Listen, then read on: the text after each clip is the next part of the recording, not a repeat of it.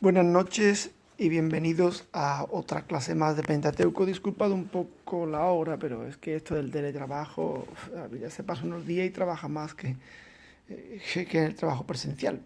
Bueno, nos hemos quedado hablando de la Pascua y íbamos a empezar los ácimos. Recordad que yo os dije que existían distintas teorías sobre el origen de esta fiesta, pero que la mayoría de los autores se alineaban con la idea de que en un principio fueron dos fiestas separadas, al tiempo que yo os dije que sostengo la contraria, que fue una única fiesta desde el principio y que son determinadas circunstancias en las que les ha hecho parecer a los críticos y especialistas que en su origen eran dos fiestas. Dije que seguía algunas indicaciones de una conocida antropóloga, Tamara Prosis, más a otros autores distintos que cito en un artículo que comprobaré, aún no lo he comprado, pero comprobaré si entre el material que os mandé os lo envié, creo que sí, pero tengo que comprobar a ver si os lo envié. Se llama, es que no recuerdo el título exactamente, la Pascua de Israel, eso es, de ácimos y corderos, la Pascua de Israel, se llama así. Bien, pues vamos a ver este tema de los ácimos. En su origen, para los autores que sostienen la teoría de las fiestas separadas, era una fiesta típica de las culturas agrarias. Claro, fijaos bien que este tipo de especialistas se plantean el origen independiente porque tienen en mente la división entre culturas agrarias y culturas pastoriles. Una división que, como yo os he explicado en clase algunas veces, en el Próximo Oriente no es tan neta y en la humanidad antigua tampoco es tan neta. No hay puros agricultores y puros ganaderos, ni puras religiones centradas en los eventos de la ganadería y puras religiones centradas en los eventos de la agricultura. Es verdad que hay nómadas que se dedican solo a la ganadería y sedentarios que se dedican solo a la agricultura, pero eso no tiene por qué implicar que no pueda haber conexiones en muchas culturas, especialmente en la próxima oriental, entre ambas realidades. Bueno, el caso es que lo que defienden esta teoría lo hacen porque establecen esa separación. Culturas agrarias, que cuando se celebraba pues con arreglo al ritmo de las cosechas, claro. En la primavera, ¿por qué? Porque empezaba a meterse la hoz, ya sabéis que antes se cegaba pues con la hoz, aquí en España típicamente también con la guadaña después, pero con la hoz, que era un instrumento que fue desplazado, bien sabéis, por la maquinaria agrícola, ¿no? Los ácimos responden a una antigua concepción según la cual la vida del hombre sigue un ritmo cíclico, que es el ritmo de la naturaleza. Claro, las culturas agrarias se inspiran en los ciclos naturales y tratan de reproducir en su esfera religiosa esos ciclos de manera que nunca se interrumpan y que las estaciones puedan sucederse y que la fertilidad de la tierra pueda mantenerse. Lo mismo que la naturaleza retoña y revive cada año, ese sería el sentido cíclico de la historia, por ejemplo, el sentido griego del eterno retorno, el hombre tiene que iniciar cada año una nueva etapa en su vida, sin tomar nada del pasado. La idea es, si la naturaleza es un ciclo que nace, alcanza su verdor, florece, su decrepitud en el otoño y después finalmente pues su aspecto mortecino en el invierno, pues igual le pasa al hombre. Tiene que iniciar un ciclo nuevo cuando la naturaleza toca fondo sin tomar nada del pasado para poder reverdecer. Esa es la idea que subyace en estos conceptos. Originalmente la Pascua y los ácimos, según estos autores, eran dos fiestas separadas. La unión de ambas fiestas se vio favorecida por dos circunstancias que plantean los autores que defienden esta teoría. La primera circunstancia es que las dos celebraciones tenían lugar en primavera y además en las dos se comían panes ácimos. Ahí tenéis las circunstancias. En Éxodo 13, 1:20, 12, creo que es 12:1:20, tiene que hacer una corrección aquí. Se presenta como una prolongación de la fiesta, 13:1:20, perdón, de la fiesta de la Pascua. También está presente la concepción de memorial en esta fiesta, en la fiesta de los ácimos, y tiende a servir de memorial de la salida de Egipto. Es decir, ambas fiestas mantenían esa concepción de memorial del Zícaron.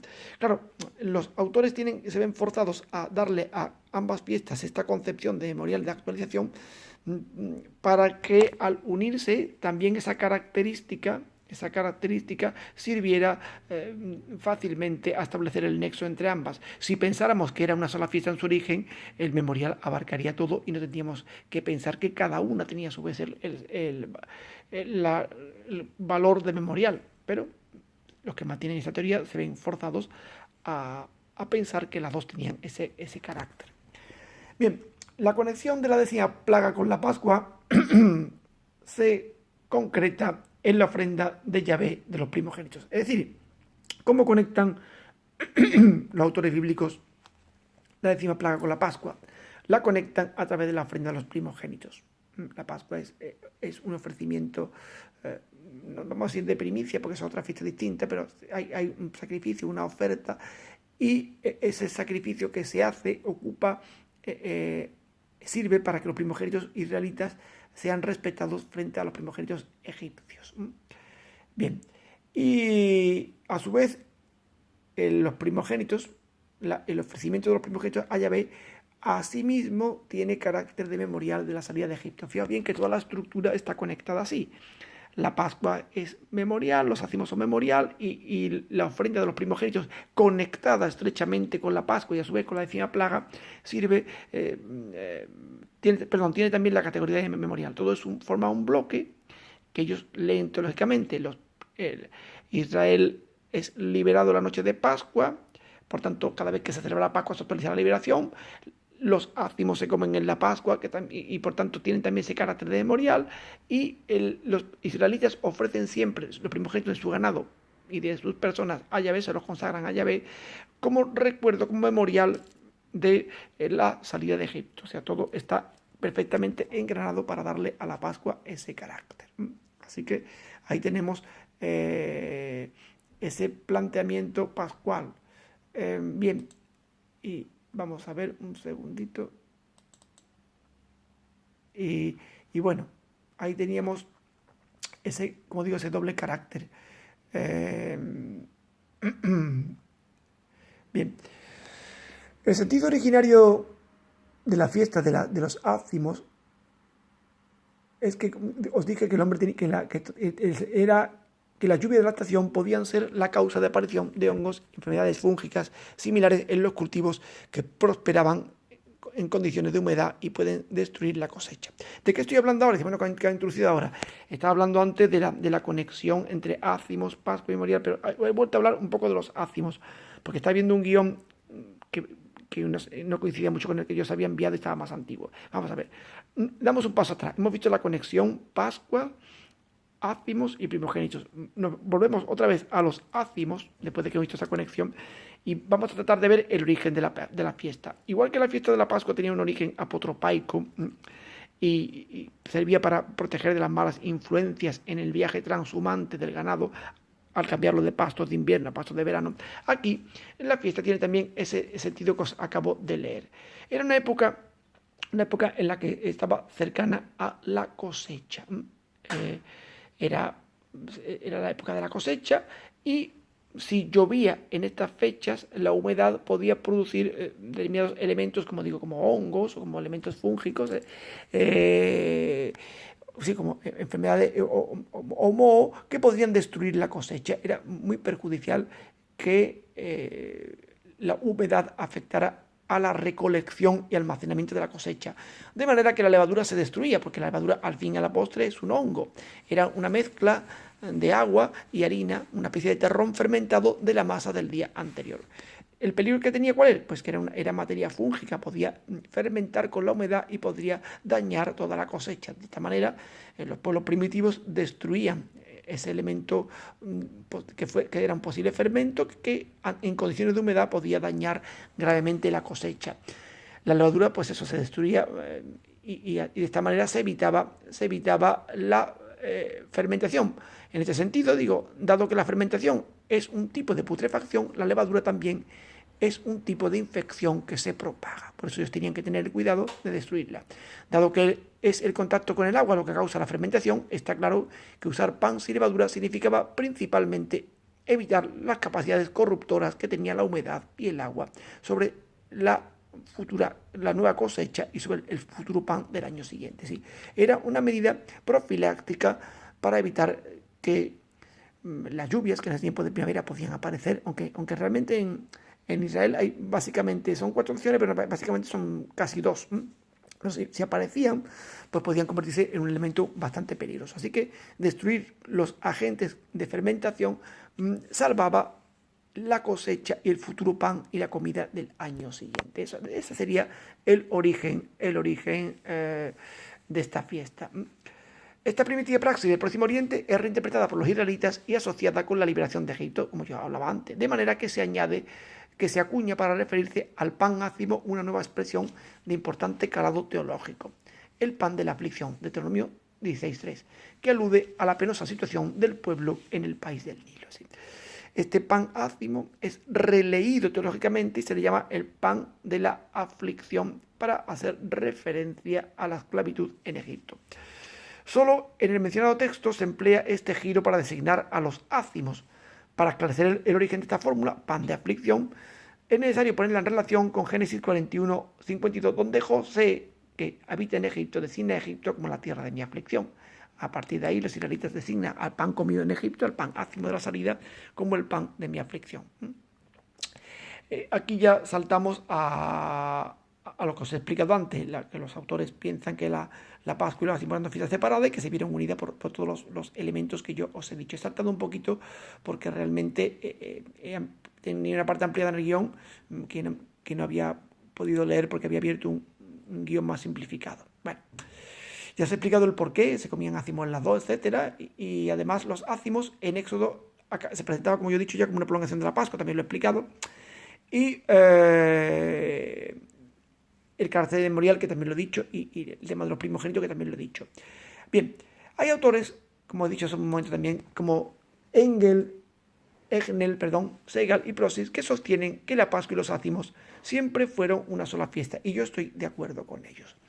Una fiesta que habría reinterpretado los ciclos cananeos de muerte y renacimiento, que pretendían asegurar la fecundidad de la tierra y de los ganados. Es decir, ¿qué dicen estos autores? Era una única fiesta de origen cananeo en la que esta cultura, que era a la vez agraria y pastoril, tendría unos ciclos de fertilidad, o sea, de muerte y vida, de nacimiento y renacimiento, que era lo propio. Ya veremos después, en el artículo hablo yo de un ciclo muy especial, que es el ciclo de Baal Mot, la historia de Baal y Mot, como Baal muere cada año y renace, porque es engullido por Mot, el monstruo de la muerte, pero vuelve a revivir, es rescatado de las entrañas de Mot y vuelve a florecer. Ese mito cananeo va a ser reinterpretado por los israelitas y lo van a conectar, como he dicho antes, con la décima plaga y con la ofrenda de los primogénitos. En el artículo que yo os he mandado, o os mandaré, viene bastante bien relatado toda esa mitología cananea, según la cual Baal muere y renace cíclicamente en su enfrentamiento con el dios de la muerte, con Mot. Baja la garganta de Mot, pero de allí es rescatado y vuelve a revivir. Bien, todo además bastante conectado por los israelitas con el sacrificio del cordero, que es algo que yo no tengo en el guión, pero que os lo digo en el artículo, que es bastante interesante este tema, que podéis leerlo, ¿no? Bien, por tanto, ciclos de nacimiento y renacimiento. Bien, ¿qué podríamos decir más? Pues podríamos terminar diciendo por qué se reinterpretaron estos ciclos.